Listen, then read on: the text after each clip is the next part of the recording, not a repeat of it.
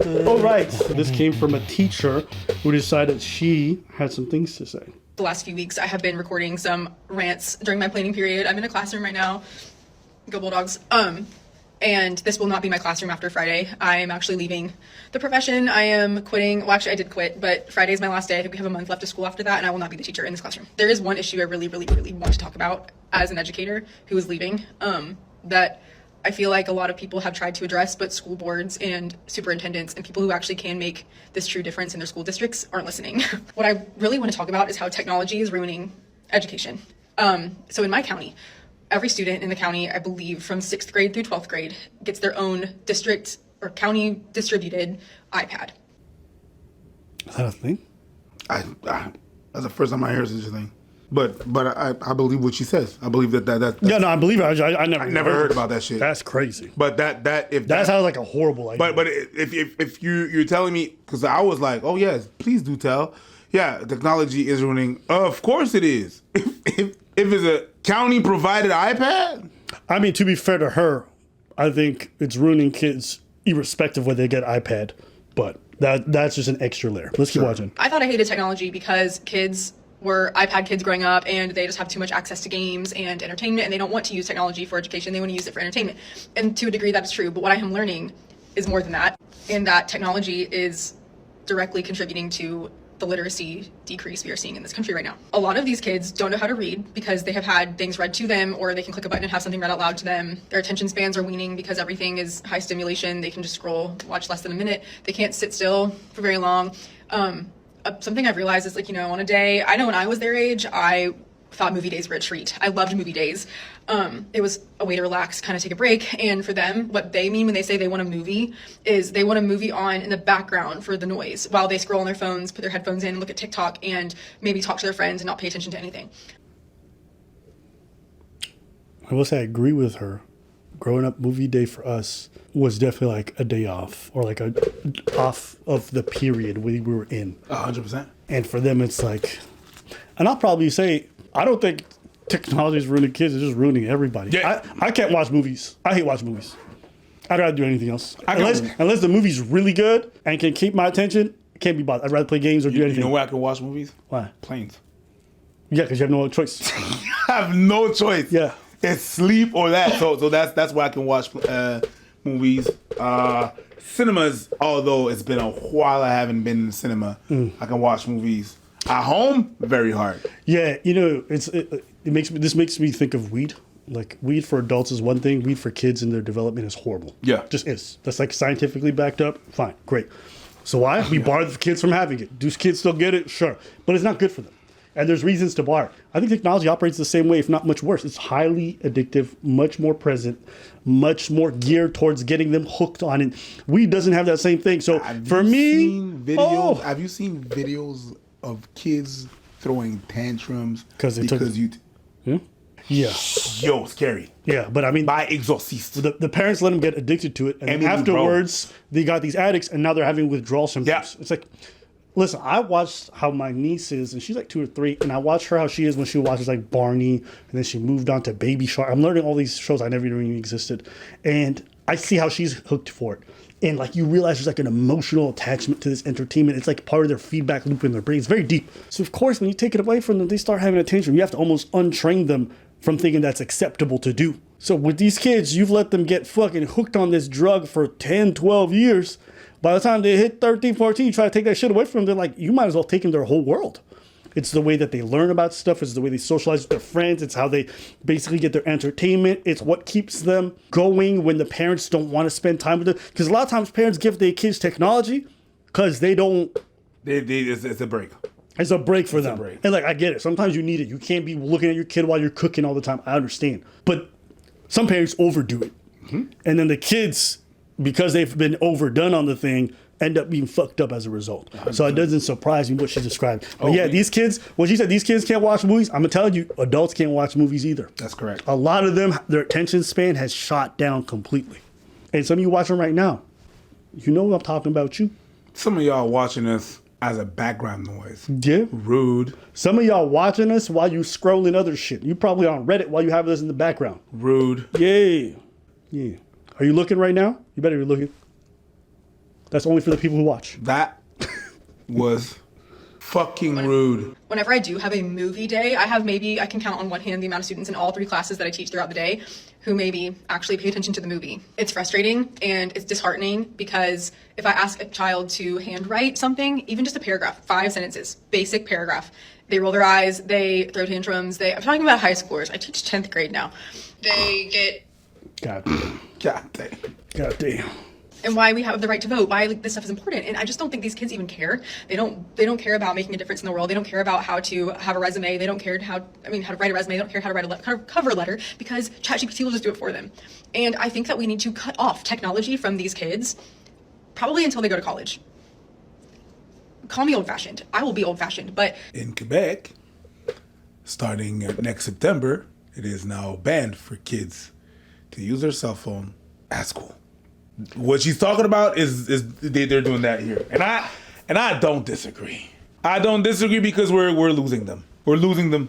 I disagree, but for a different reason. Go ahead. I think it doesn't go far enough. I hear what this lady's saying, and I think it definitely is a real issue.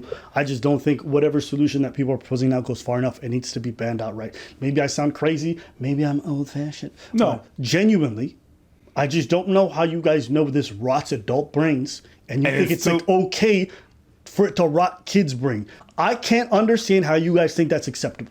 I'll never understand. Ban it for all of them. I agree. But I think it literally makes zero difference whether or not you ban that shit at school. Doesn't matter. If they can just go home and use it right afterwards, none of this shit matters. Because the same effect that it's going to have on their brain in terms of melting it is going to happen. They're going to get the weekend. It's going to melt them more. They're going to have their little lunch breaks. It's going to melt them more. Yeah, but they're not allowed at school. Okay, so maybe it's not the lunch breaks.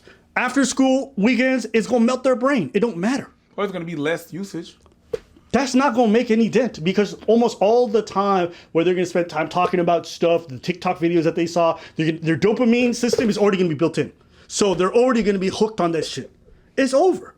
Like if you give a kid a cell phone for 5 hours a day, you've already done enough damage. That's like saying, oh, you can't smoke on campus, so it's going to be fine. No, the motherfucker just goes home and just smokes 3 times. It don't change nothing.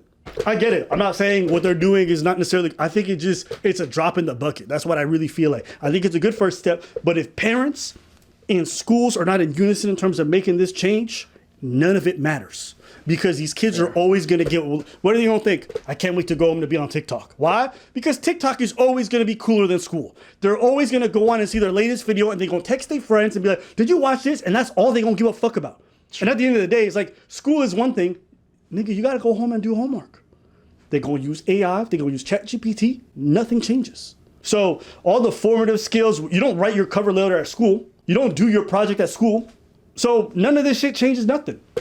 And she said something that was funny to me. She said, call me old-fashioned. Girl, you are Gen Z. You grew up on technology. You was on social media every day. That shit was cooking your brain to a lesser degree, much lesser, because you didn't have the crazy algorithms that we got now. But unless you're millennial or above, you don't know. You were not on bro, but you were sizzling. Yeah. Because we couldn't even do this goofy ass shit. We couldn't.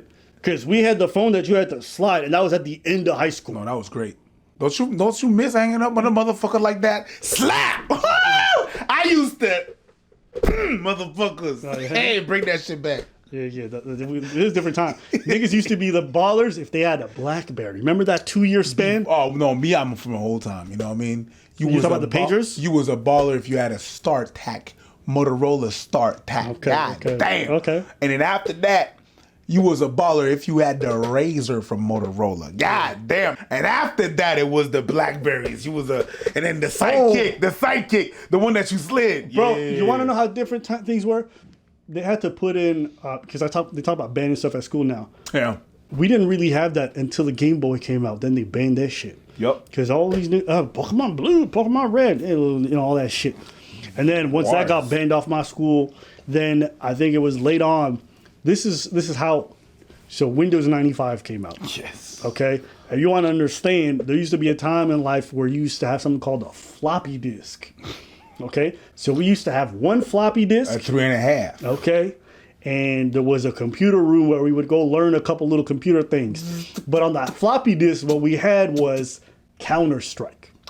Now, if you've never played Counter-Strike on LAN, which is when you play with all the other computers in the area, bro, we used to have a computer teacher. We're going to reminisce. Yeah. So we used to have a computer teacher. He didn't know what the fuck he was talking about. Yes. The little niggas knew more than him. Of course. But he taught the class. So the way it works is, so there was like an island in the middle of the room. So it had like computers like on the island, and then there was also computers facing the walls. Yes. Okay. So imagine there's an island in the middle of the room with a bunch of computers like this, and then there's also computers all on the exterior. So he would walk around like this.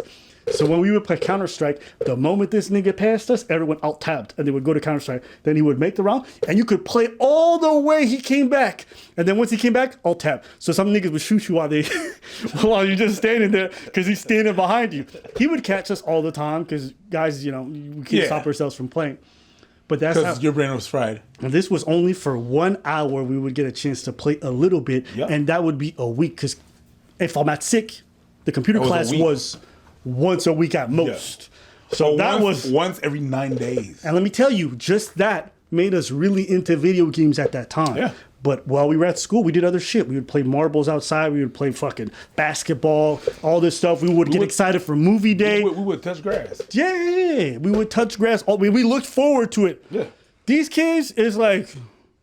It's just that. Yeah. So it's such a, like, we dealt with a similar problem, but the scale is so different. It might as well be a different category. It doesn't even make, it's like the difference between talking about this and a fucking machine gun. Mm-hmm.